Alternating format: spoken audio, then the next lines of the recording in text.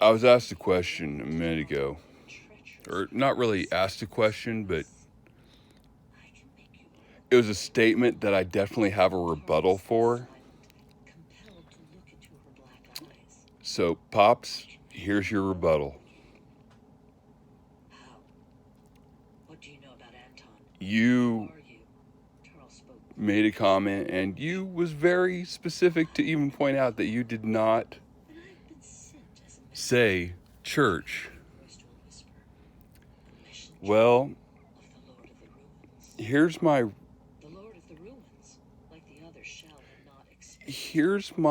confirmation or affirmation, I guess. I'm not quite sure. Not sure which adjective to use right there. But two wonderful ladies who helped raise me. One of them, my grandma, a very good Southern Baptist. And one of them who was like a mom, Mama Kay. For anybody who doesn't know those names, that would be Regina May Pope and Kay Louise Palmer.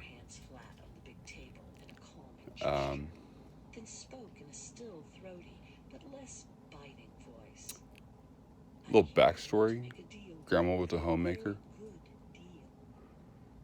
and never done anything wrong a day in her life. She was a saint. She had to be a saint to deal with me, Dad, from what I understand, my uncle that I was named after, and Grandpa. She had to be a saint to deal with us. That's not to mention all the idiots that we knew. But the Mama Kay, she was the owner, editor-in-chief, and also main journalist of the Andover Journal here in town. And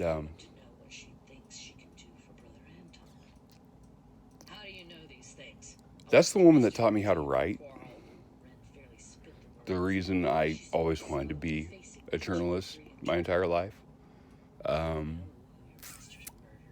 Newspapers are dead, so I became an author and a game designer. I designed and developed tabletop RPGs. I write poetry. I write short stories. I write children's stories. I would like to attempt, this will be my third time attempting. Both times I failed, but, you know, trying again. I'd like to write a comic book, author and illustrate. Because I did the authoring and the illustrations of my children's books. Maisie the Elephant, following the story of this elephant named Maisie, named after my mother, whose mom, Regina the Gray Field Mouse, named after my grandma, and Cecil the Brown Dormouse, named after my mom's brother, my Uncle Floyd, Cecil Floyd Slaughter. Good man, I had the utmost respect for him. He was misunderstood also. But, sorry, there's an audiobook in the background. Here, I'll stop it. Anyways.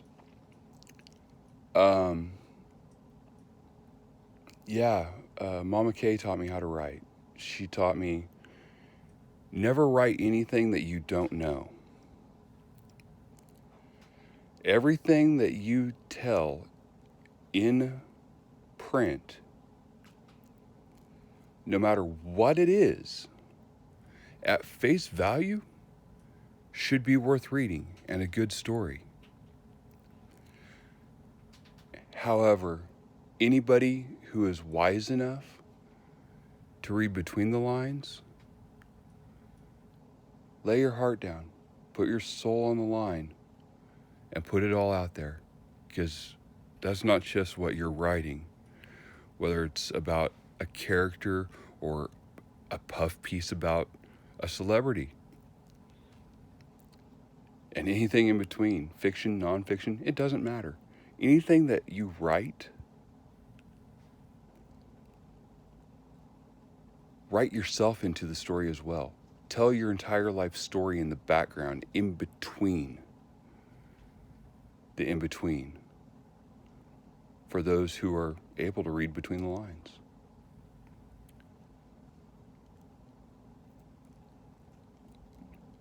On my 8th birthday, I'm sure if Stanley knew this, he's like a father to me too, you know that? I used to have a lot of respect for him, but I don't want to talk about it.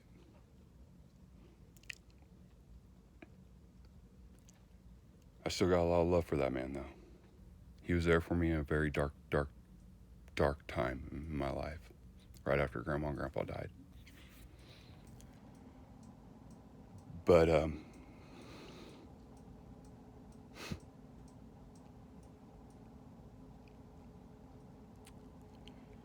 on my 8th birthday, I got 2 birthday presents from Mama Kay, but it was allegedly from Kay and Stan. And I got my very first electronic typewriter, which has long since disappeared. I don't know what happened, honestly. It happened while I was at college, off living in Texas. Late 90s, early 2000s. So it's gone.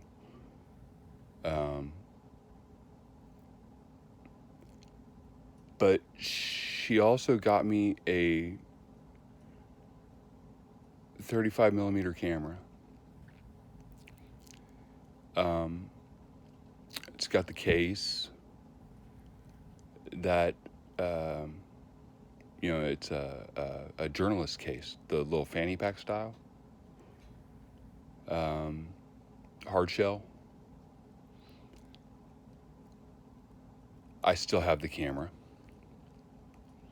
I still have all 3 lenses that came with it when she bought it for me. And I have at least 5 or 6 other lenses. And she bought me 3 filters, and I think I have 17 or 18 filters and color filters.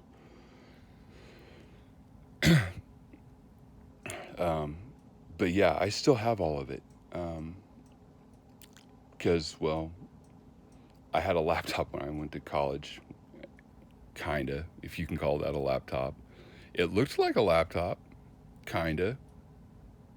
It weighed 20 pounds, it felt like. So I left the typewriter here. But I took my camera with me. And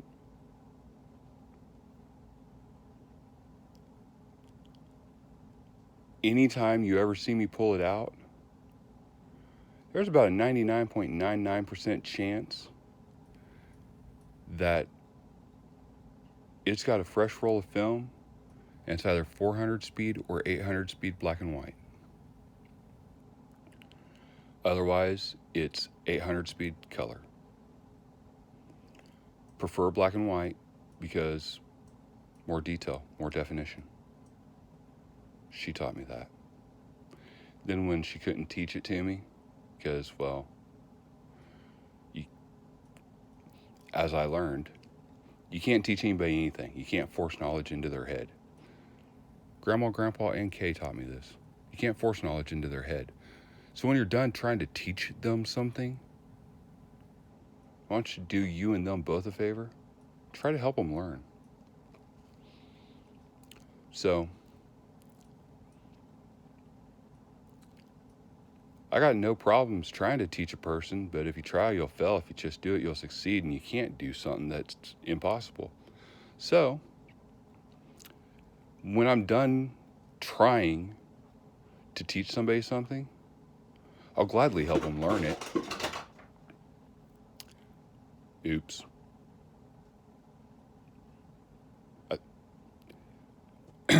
A cup of pencils just fell off the bookshelf.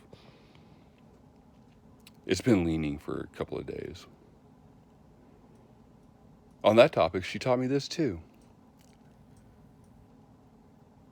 Thank you again. Mama Kay also taught me this. Anything worth writing is worth writing in pencil. Because if you write it in pencil, a pencil uses graphite. Graphite is a rock. So you are both literally and metaphorically writing it in stone. Anyways, to the point of this whole thing, now that I gave a little backstory there, well,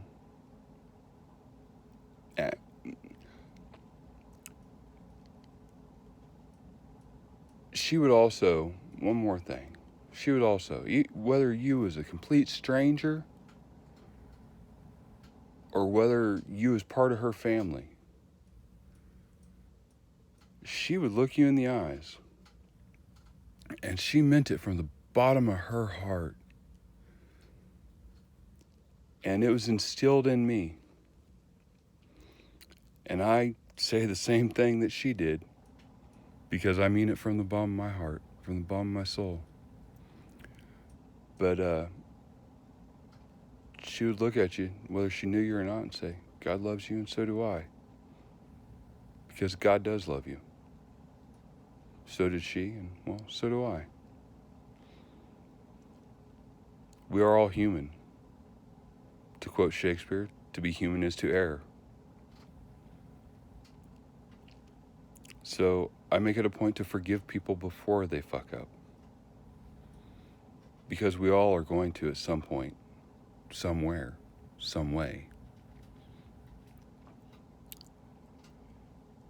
So I make it a point to forgive people.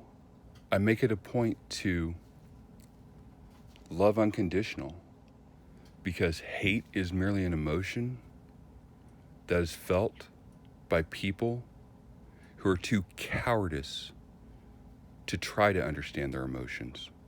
I learned that from my grandpa.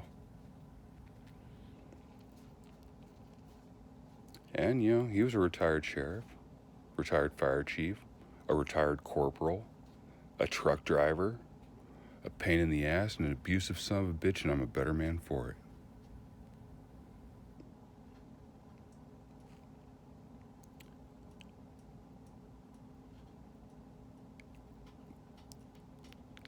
Anyways, Grandma and Mama Kay, they taught me something. They even pointed out something to me at a very young age. And it's why I tell people, I don't care what you believe, as long as you believe. Because honestly, that's how they were. And there's two examples that they use. One of them is King Solomon. One of them is the Apostle Paul. However, sometimes he's still referred to as Saul.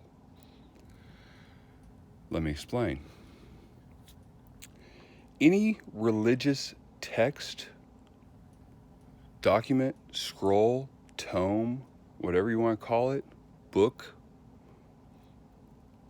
is going to have one of those two men, or both, in it. Same person, telling the same story, And it's a completely different religion. Whether it's Hindi, Hindu, Islamic, Muslim, you know, Catholic, Protestant, Christian, Jewish, Hebrew, pagan, Wiccan, um, you know, it goes on and on and on. Real fast, side note, scatterbrain. Did you know that the oldest documented religion, oldest documented from the Stone Age, is called Levinism? Just let that sink in. Levinism. It was the faith of loving your brethren and your deity. I think it's kind of poetic. That's the oldest known documented religion. And it's cave paintings. That's the only reason we know about it. It's not really documented like, oh, wow, we found the Dead Sea Scrolls. No, not like that. No, just cave art, like 60, between 47 and 62,000 years ago, I think. I'd have to look it up. Don't quote me on that, on the time frame. But last I knew, that was the oldest known religion. Anyways, sidetrack.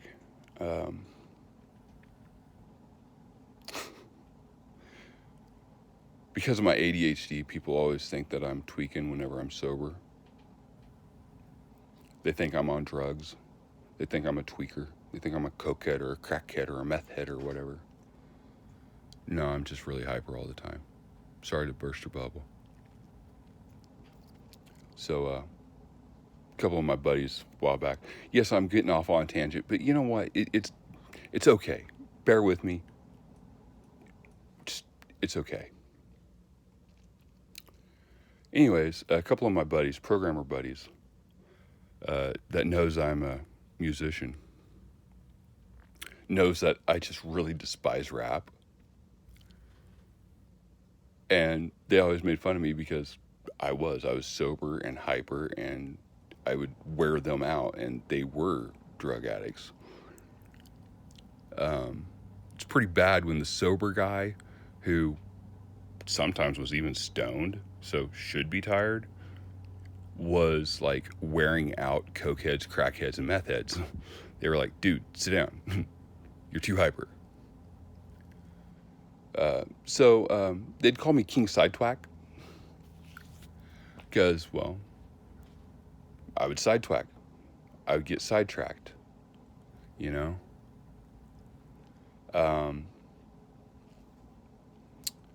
I still do. I mean, I'm ADHD. What do you expect? But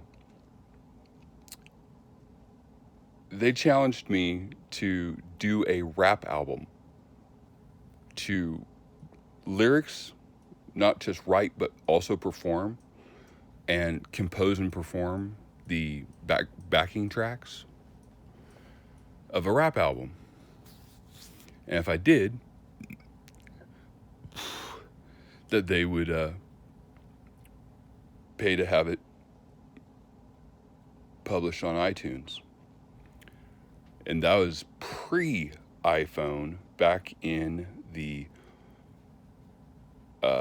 original iPod days. I don't even think the original iPod Touch came out yet. And somewhere out there, there's actually a 63-minute album performed by King Sidetwack. It's a rap album, and it's bitching and complaining and griping about the everyday pains of being a computer technician. One of my favorite hooks that I wrote was oh, give me a sec. How did it? Oh, all y'all motherfuckers think that I'm tweaking. I'm not. I'm just so nerdy that I'm motherfucking geeking. Anyways, I thought it was a good hook, but I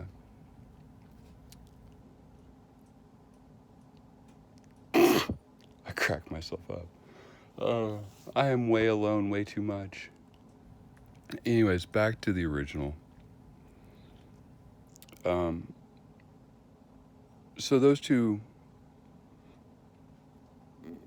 religious figures, shall we say, Solomon and Paul,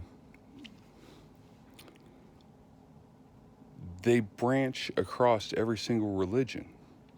There's stories such as the flood story that's in every single religion. There's, a creation story of a Garden of Eden, a Shangri-La, a, Valley of the Forgiven, a where the how is it where the river sticks twains into something. Anyways, the cradle of civilization, the dot dot dot blank, in the beginning, blah blah blah. It's in every religion. They also taught me, and I've done extensive research, and well, hell, I mean, where is it?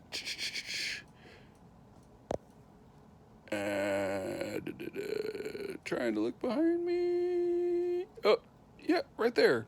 Sorry, I'd zoom in if I could, but I can't. But, see that right there?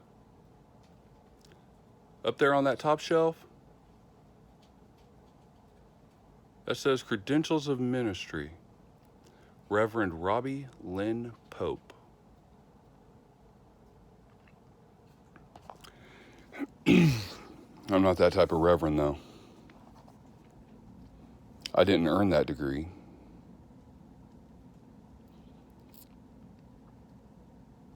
I took that many electives of just general religions and accidentally became a reverend. Literally. Almost 400 credit hours of electives in just general religions. And I destroyed all my degrees and diplomas and certificates except for that one.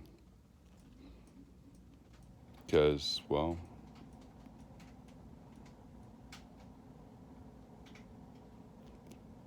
what is a degree other than something that says you know how to take a test? But that right there, that's the fucking real deal. That's literally, I was fascinated by religions of all sorts, and I wanted to prove Grandma and Mama Kay either right or wrong. I was indifferent. It didn't matter. And it was just fascinating learning all those religions. And though we call our higher power, being, deity, entity, energy, whatever you want to refer to it, though we might call it by a different name, Allah, God, what are some of the other ones? Emmanuel, I can't, Shambhala, Ra, just various. We call our being, deity, entity, by a different name. But it's the same being, deity, entity, energy, spirit, whatever. It literally is.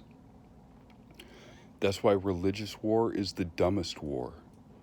Because we're killing each other, not over, okay, my God's the real God, not yours. No. We're killing each other over saying, hypothetical, okay, real world example. I'm going to kill you because you called my wife John, but my wife's name is Mary. I know that's really tacky. That's really just kind of a vague, horrible reference, but it's the truth. We were killing people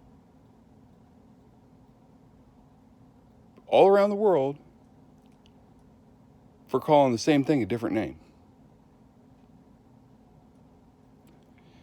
Every religion boils down to two things. Two. Count them. Two.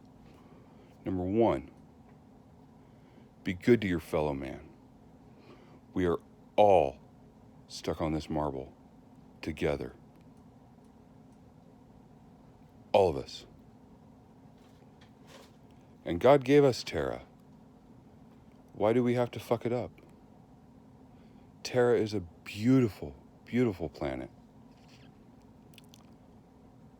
Also, random side note, our moon's name is Luna, and our sun's name is Sol, if you was curious. But the actual name of the Earth is not Earth, it is Terra, T-E-R-A. That's where the phrase terra firma came from. Terra firma, Latin. Terra, earth. Firma, on ground. So I'm here on the ground on earth. That's what terra firma means. Loose translation, but close enough.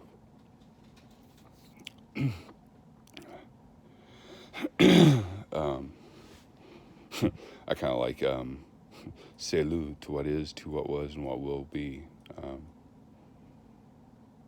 Grandpa, when he branded me with my Simplify, that's shortened version of Latin Semper Fidelis, which is always faithful, always loyal, always there.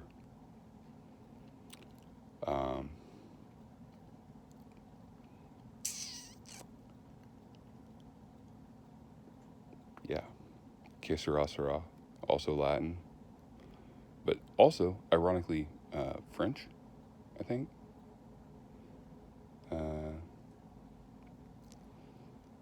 Un poquito franc, but we parlez-vous franc? Si habla español, yeah, sprechen Sie Deutsch.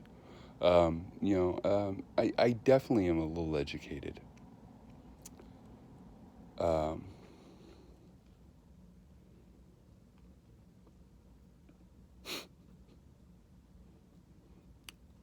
So, yeah, guten Tag, was machst du? Bonjour, je m'appelle Jean-Vie. Hola, ¿cómo estás? Hi, how are you?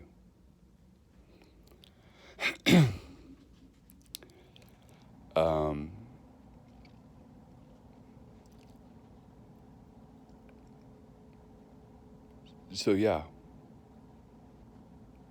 we're all stuck here together.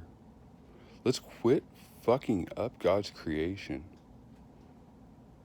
You know? Because we're all stuck on it together. And it was a beautiful, beautiful, beautiful creation. And guess what? Was it the deer or the antelope or the bear or the fish or the dinosaurs or the birds that fucked it up? No. I'm mentally retarded, and I even can understand the fact that humanity as a whole is retarded, because we've definitely fucked this planet up. But that makes me believe that God's a woman, because no man would ever, mind you, we're created in God's image, right? Okay. So a man is like a man, a woman is like a woman. That means God has a wife. Anyways, side note. It's true. I didn't say that the wife was the goddess. I just said God has a wife.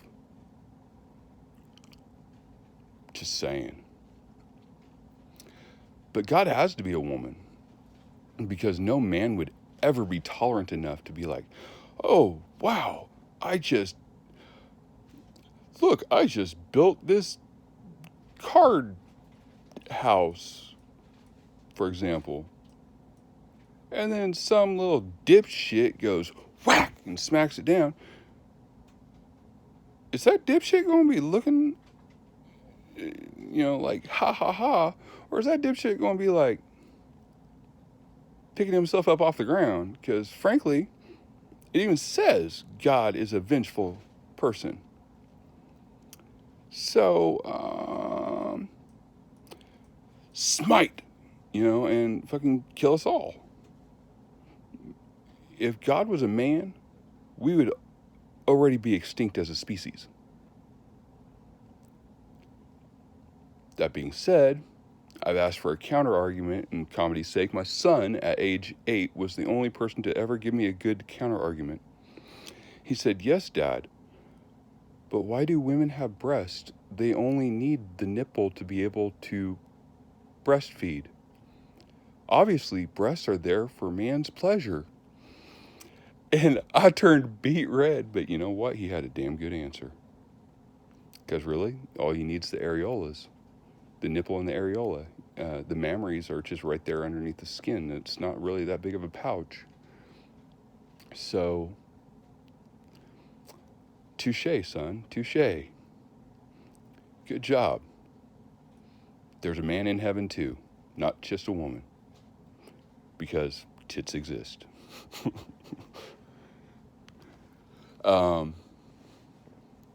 Anyways, the second overlap of every religion, so it boils down to two things. One, be good to your fellow man. Two, believe in a higher power.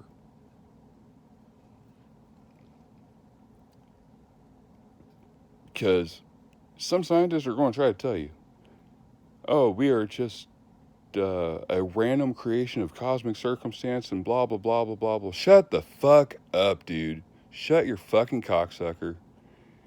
And pay attention to what you're actually trying to get people to think. Again, I'm retarded. But I'm not as stupid as that motherfucker who's trying to say, we are an accident. We were not planned. We are not a creation. There are too many variables that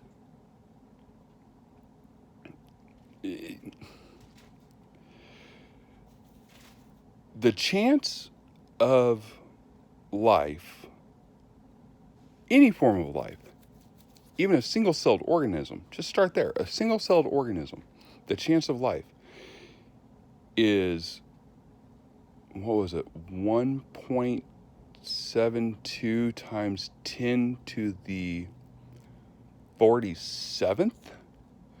So that's a 172 followed by 45 zeros. Can you picture how big that number is? That big a number to one chance that everything would align just perfect for an amoeba. Now take that number and multiply it by 10 to the 157th power, and you got the chances of us.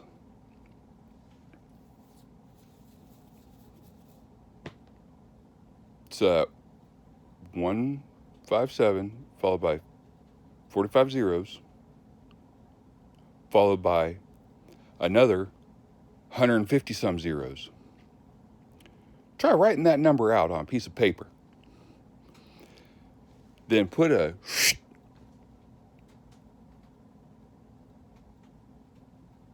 to 1 ratio. We are the 1 compared to that big fucking number. Also, I like the way H.G. Wells said it. Or maybe it was H.P. Lovecraft. It's one of the two. Whether we are or whether we aren't alone in the universe, either way is just as frightening. Because if we are alone, we're alone. If we're not, well, where are they? Now, it's either Lovecraft or Wells that wrote that. Author notes in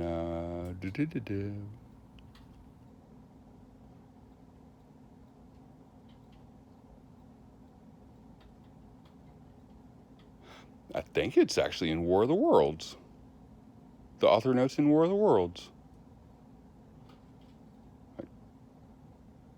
That's H.G. Wells? Because Lovecraft did like Cthulhu and all that.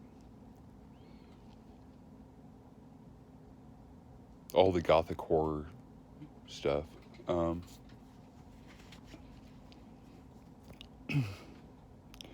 So yeah, be good to your fellow man, believe in a higher power. That's every religion. Boiled down, no big deal. Do you know why? Because there is no right answer. They're all right. The only wrong answer is not being good to your fellow man and not believing in a higher power. This is a really long fucking video. I really don't care.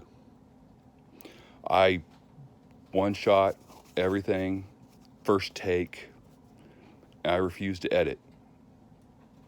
Everything on my YouTube, anything that was ever put on it, the first take, unedited, never re-recorded, one shot and done. Just a little FYI. So, to get to the original point of what you said, sir. By the way, thank you, Pops.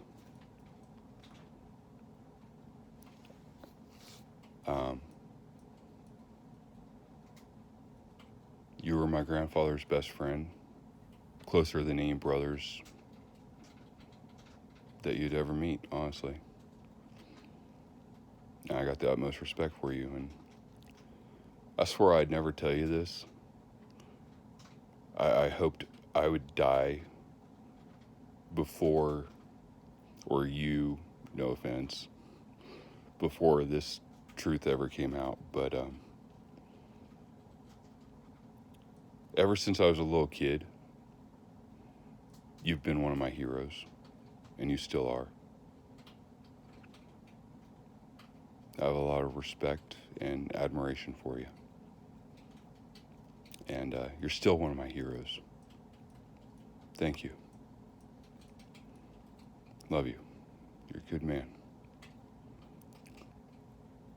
But to get to what you was talking about on your statement. Sorry.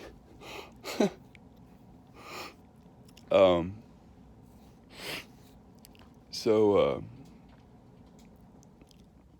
I'd like to, once I get my house clean again, I used to host a Bible study of sorts that was non-discriminate of any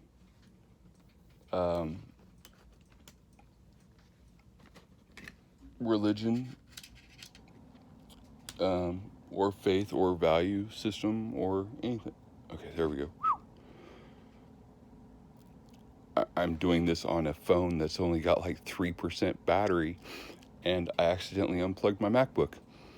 And I'm charging my phone off my MacBook, so my MacBook went into hibernation. I was like, oh shit, my phone's going to die. But I don't discriminate the people either. I would do it Sunday afternoons, and I like to think of it as heathens like me. Some people, myself included sometimes, feels like the things I've done, my mistakes and my choices, I don't deserve to step foot in a church.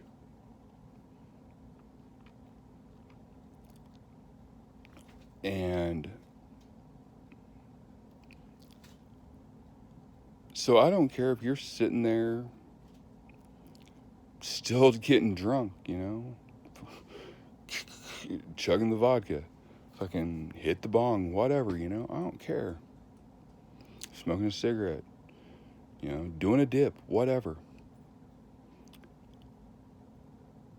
I like to take those heathens like me who have made those poor life choices, and I like to try to guide them to do better. And so, I don't care if it's out of the Bible, out of the Quran, the agnostic texts, the Book of Buddha, whatever. I don't care. I like to take those stories that overlap and show the multiple versions of it and do a Bible study per se, showing it doesn't matter what you believe, because it's the same story from the same author in a different text, in a different religion, proving religious war is the dumbest war. Be good to your fellow man. Believe in a higher power. Thank you, Grandma. Thank you, Grandpa. Thank you, Mama Kay. God bless you three for helping me learn so many things. I plan to move forward, and that's why I have a game design company too.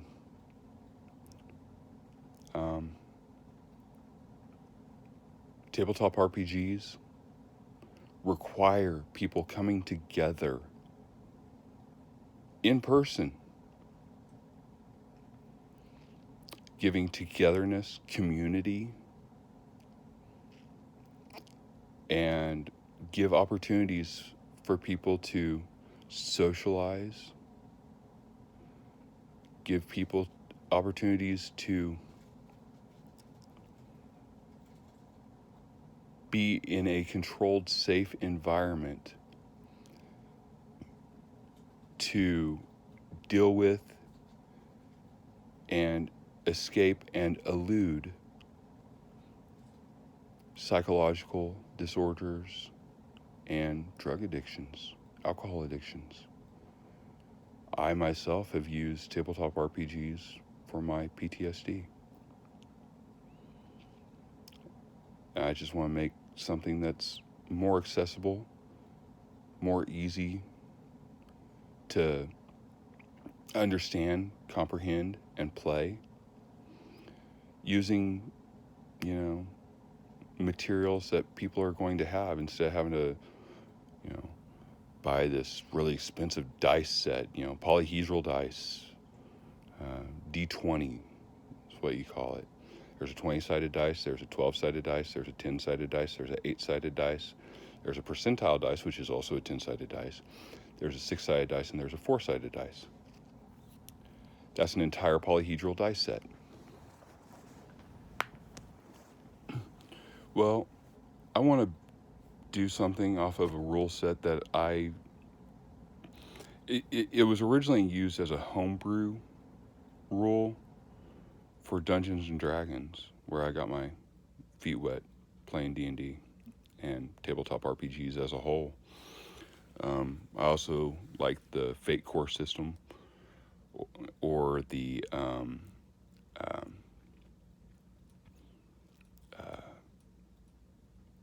Fantasy Age system, which are 3d6, which is 3 6-sided dice. The first number is how many. The D blank is how many sides is on it. So D6 is a 6-sided die cube. D4 is a 4-sided. D8 is a 8-sided. D10 is a 10-sided. Percentile is also a D10. D12 is a 12-sided, and D20 is a 20-sided. I developed for a homebrew game for somebody one day, just off the cuff. And I've been modifying it, tweaking it, and I need to do a play test. But a 5d6, 5 6-sided dice. Well, they had a Yahtzee game, they had a Farkle. You can usually find 5 in a backgammon set, because a true backgammon set has 6 dice in it, 3 white, 3 black, but you only use 2 of each. But a true backgammon set always has a spare.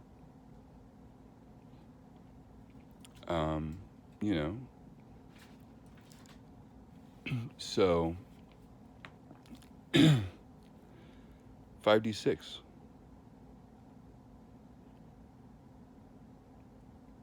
A rule set of my own design,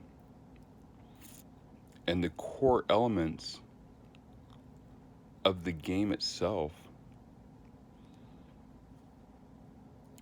Yeah, it's a tabletop RPG, but it's nothing like any of those I just listed.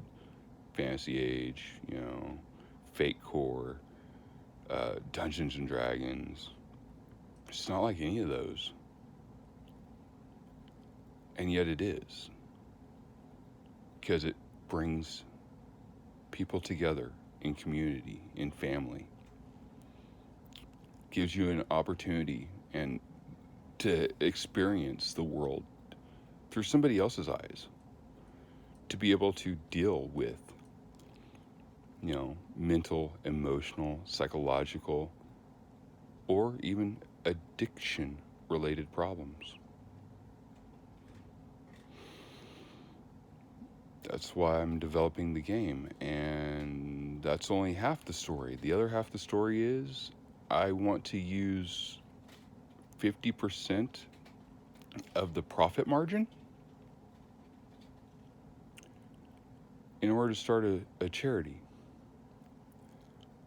Not really a charity, because, then I'd have to make it a non-profit, which would be government regulated. I don't want to do that. I want to make it a not-for-profit. There is a difference. Look it up. Talk to the Small Business Administration and SCORE. Like I said, I'm educated.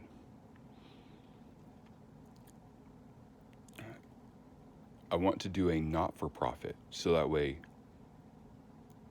government's not going to get their hands in there and say, I can't do this, or I can't do that, or I can't do this, or I can't do that. It's going to be done my way, or it's not going to be done. And I refuse to be lenient on that. And I want to take, proven platforms like the Raspberry Pi, like Arduino, and build anywhere between $150 and $350 is all it takes, honestly. This is a dream I've had since I was 8 years old, by the way. I just had to wait for technology to catch up. But open source research and development labs, these are so easy to put together. It's open source software, open source hardware, and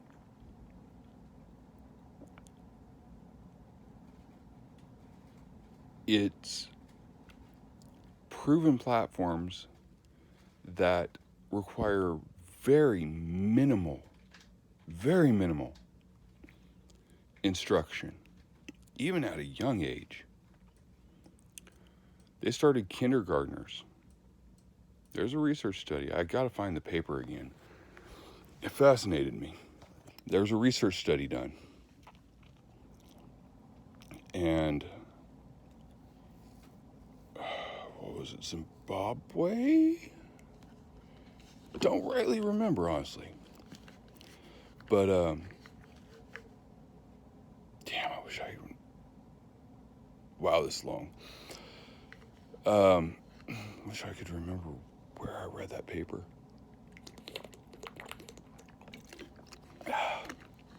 But, they took some kindergartners in a third world developing country. There's 3 of them. And let them teach themselves. Just let them learn. Trial and error. You know, principle 1 of engineering. The objective is not to get it right. However, learn from what you did wrong. That's why I want an open source file share to go along with this worldwide. That's why I need to get my servers back up and going, so I can start, load testing, load balancing, yada yada, so on and so forth. Some of that stuff, it takes up to 10 years just to get the settings before you can even try to launch a business like that. Otherwise, the servers are unstable.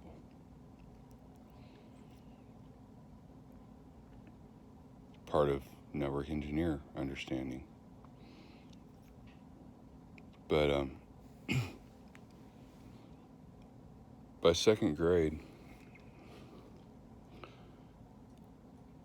these 3 students, these 3 young boys, that started in kindergarten and had very little guidance,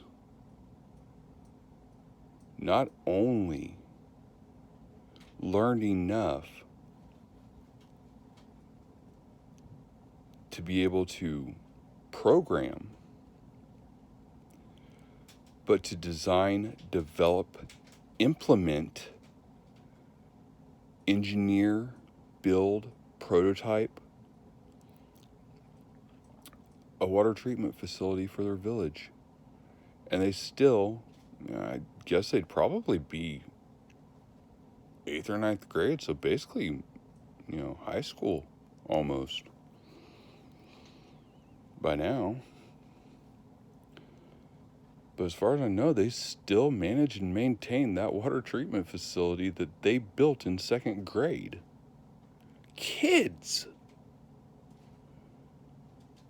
Third world developing country where education is a luxury, not a requirement.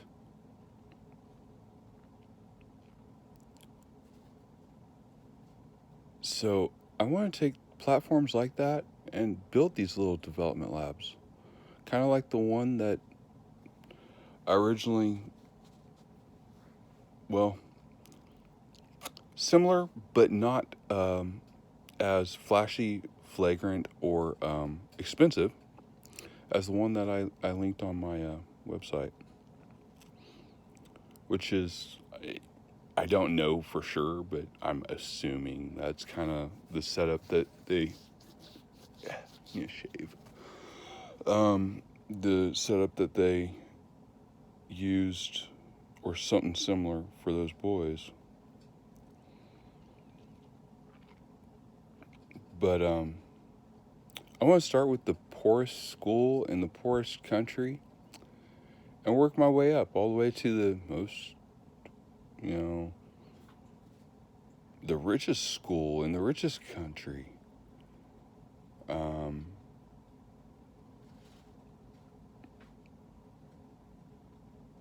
I'm not saying any age restrictions. So if the poorest school is a high school, so be it. If it's an elementary school, so be it. If it's a middle school, so be it. If it's university or college or community college, so be it. Start from the poorest, the very bottom of the totem pole, and work our way up. Like I said, between $150 and $350 a piece, we'll just, even it out. $250 per development lab. There's roughly 100,000. You can Google it. There's roughly 100,000 schools, actual schools, in the world. 100,000 times $250, that's $25 million, and everybody's got equal opportunity education in the world. 25 million.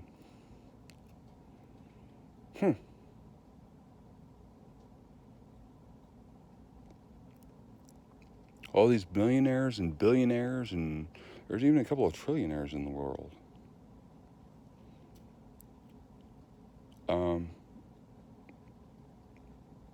Is 25 million really that much to give equal opportunity education to the world? And that's why I've been in contact with people like Wizards of the Coast who, release Dungeons and Dragons. I've been in touch with the Gates Foundation. I've been in touch with people at Google talking about possibly borrowing their API and their console, just so that way I could have easier capabilities of learning how to, from the ground up, mom and pop dev a worldwide file share like that. They suggested just use Ubuntu, which I love Ubuntu. It's one of my favorite operating systems. And use MAAS, MAAS, Metal as a Service. Google it, look it up.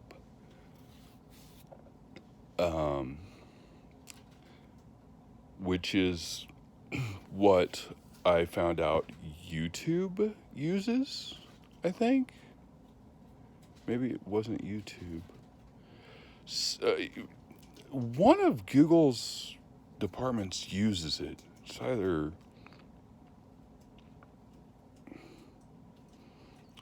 Google Cloud, YouTube, Gmail.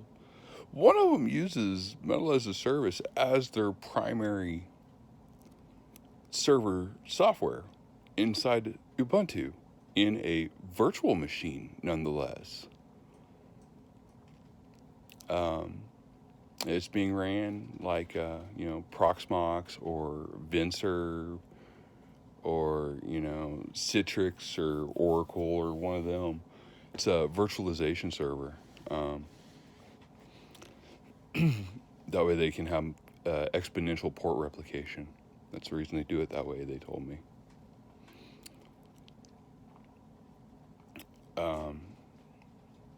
And this is all stuff that you can find in white papers, public domain, GNU licensing, under MIT's Open License Creative Commons. Just thought I'd throw that out there. I've gone off on a far tangent from the original, but it's just a few things I need to get off my chest anyways. Oh, also, my charity, since we're all on this marble together, the Island of Misbegotten Souls, because that's what we are. We're just a bunch of misbegotten souls on this island amongst the stars called Terra. Thank you. God bless you all. God loves you. So do I.